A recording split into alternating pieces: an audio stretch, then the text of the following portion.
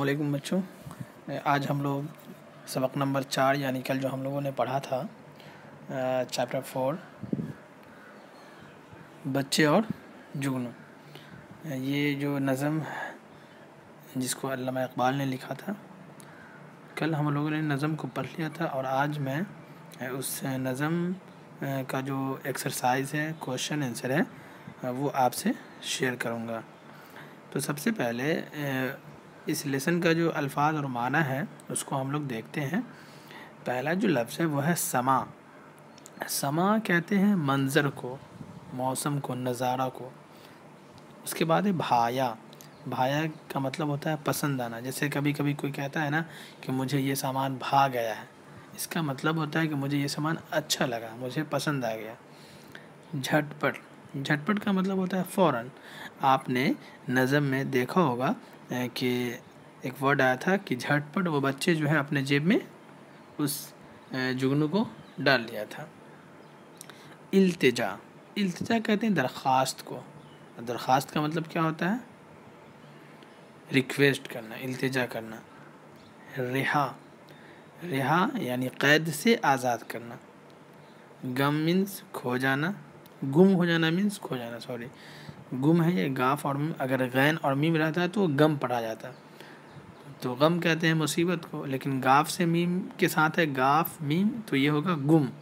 गुम हो जाना मीन्स खो जाना। दुम। दुम कहते हैं पूँछ को, और अगर दाल पे ज़बर रहता है दम होता तो दम का मतलब होता है सांस, लेकिन यहाँ पे दुम है। दुम का मतलब पूँछ। वाक़फ़ियत कहते हैं मालूमात को, जानकारी को। आँच कहते हैं आग की, लौ की गर्मी। कारीगरी मीन्स हुनरमंदी, दस्तकारी। आफ़ताब कहते हैं सूरज को, खुर्शीद को। और पायमाल मतलब हुआ कुचला हुआ, रौंदा हुआ। तो अब आप लोग यहाँ पे देखिए लिखा हुआ ये मश्क कीजिए। उसके बाद लिखा हुआ ज़बानी यानी ओरली। अगर क्लासेस चलते हैं तो आपसे ये पूछा जाता कि ये जो सवालात हैं वो आप ओरली बताइए। चैप्टर को पढ़ने के बाद, नज़म को पढ़ने के बाद आपने क्या सीखा वो मैं ऐसे ही क्लास में पूछ लेता, लेकिन क्लासेस तो हो नहीं रहे, तो वर्चुअल हम लोग भी नहीं मिल पा रहे हैं, ये तो वन वे कम्युनिकेशन हो रहा है। तो खैर जो भी हो, इससे आप फ़ायदा हासिल करें। पहला जो क्वेश्चन है वो है ये नज़म अल्लामा इकबाल ने लिखी है, ये गौर कीजिए आप। थोड़ा सा आप अपने ज़हन को सारे चीज़ से ख़ाली करके पढ़ने और पढ़ाने पे आइए कि ये नज़म जो आपने पढ़ा बच्चे और जुगनू, ये किसने लिखा है? अल्लामा इकबाल ने। इस तरह की दूसरी और नज़में भी लिखी गई है। क्या आपको कोई नज़म याद है? अब आप बताओ कि आपने कभी पढ़ा है इस तरह की नज़में? जुगनू नाम से भी एक नज़में हुआ करती है, एक नज़म और है जिसका नाम है सिर्फ जुगनू। उसके बाद दूसरे नंबर पे कि इस नज़म में बच्चा और जुगनू की बातचीत के ज़रिया अहम पैगाम दिया गया है कि हमें किसी भी चीज़ को छोटा समझकर नज़रअंदाज नहीं करना चाहिए और कुदरत की कारीगरी पर गौर करना चाहिए। एक चींटी होता है ना जिसको आप आंट कहते हो, वो जो चींटी है उसका भी एक काम है। वो दिखने में छोटी है, लेकिन जब किसी के बदन पे कहीं पे काट लेता है तो काफ़ी दर्द और तकलीफ़ें होती है। तो कहते हैं कि छोटी से छोटी चीज़ें ये जो दुनिया में मौजूद है, इस दुनिया के अंदर, वो ऐसे ही अल्लाह ने पैदा नहीं किया, बल्कि उसका कोई ना कोई काम है। इसी वजह से किसी भी चीज़ को छोटा या हकीर नहीं समझना चाहिए। तीसरे नंबर पे क्या दिया हुआ आपको सीखने के लिए कि छोटी चीज़ की भी बहुत अहमियत होती है। चौथा है शायर के पैगाम को समझकर उसको अपनी ज़िंदगी में शामिल करने की कोशिश करें।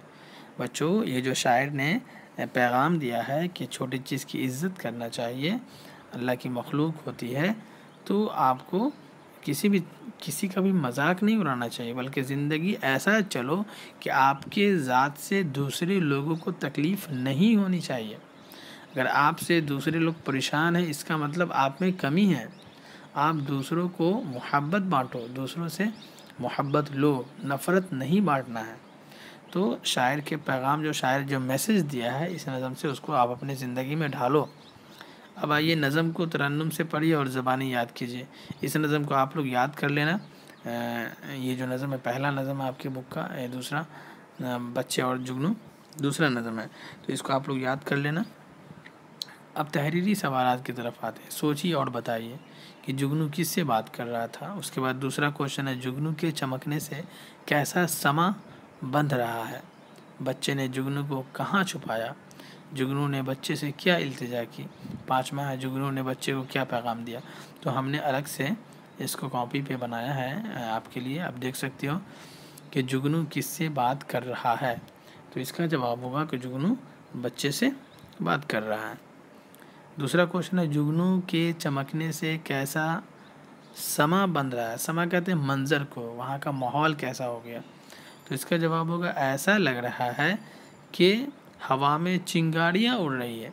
यानी जुगनू जो देखा आसमान में उड़ते हुए, तो बच्चों को ऐसा लगा कि हवा में कोई चिंगारियाँ उड़ के चली गई है। तीसरा क्वेश्चन है, बच्चे ने जुगनू को कहाँ छुपाया। इसका जवाब है, बच्चे ने जुगनू को टोपी में छुपा लिया। फिर चौथा सवाल है, जुगनू ने बच्चे से क्या इल्तिजा की। तो इसका जवाब है, जुगनू ने बच्चे से रिहा करने की इल्तिजा की। यानी जुगनू ने कहा कि मुझे क़ैद से आज़ाद कर दो, मैं आपसे दरख्वास्त करता हूँ, रिक्वेस्ट करता हूँ कि मुझे छोड़ दो, मुझे जाने दो। फिर पांचवा जो सवाल है, लास्ट क्वेश्चन है ये क्वेश्चन आंसर का, कि जुगनू ने बच्चों को क्या पैगाम दिया। तो जुगनू ने बच्चे को पैगाम दिया कि इस दुनिया में संभल कर आदमी की तरह चला करो। तो बच्चों आपने देखा आपके इस बुक का जो क्वेश्चन आंसर का जो एक्सरसाइज था और जो अल्फाज और माना थे वो हमने आपको बताया। और फिर कल हम लोग इंशाल्लाह जो दूसरा एक्सरसाइज है, फिल इन द ब्लैंक्स है, सेंटेंस बनाने हैं, जो ग्रामर से रिलेटेड कोई भी क्यों ये सब होगा, क्या कहते हैं, सवालात होंगे। और किसी भी तरह का कोई भी क्वेश्चन या सवाल आपके मन में इस वीडियो से रिलेटेड या आपके अपने बुक से रिलेटेड मन में अगर हो, तो आप कमेंट बॉक्स में जा कर के उसे लिख सकते हो, ताकि मैं उसे देखकर आपको फिर से एलाबोरेट कर सकूं। जो भी परेशानियां हो उसको मैं हल करने की कोशिश करूंगा। इस वीडियो को आप प्लेलिस्ट में भी जाकर देख सकते हो। अगर वीडियो खोजने में मुश्किल हो तो आप प्लेलिस्ट में जाकर के सारे सब्जेक्ट के अलग अलग वीडियोज़ वहाँ रखे हुए हैं यूट्यूब पे। शुक्रिया।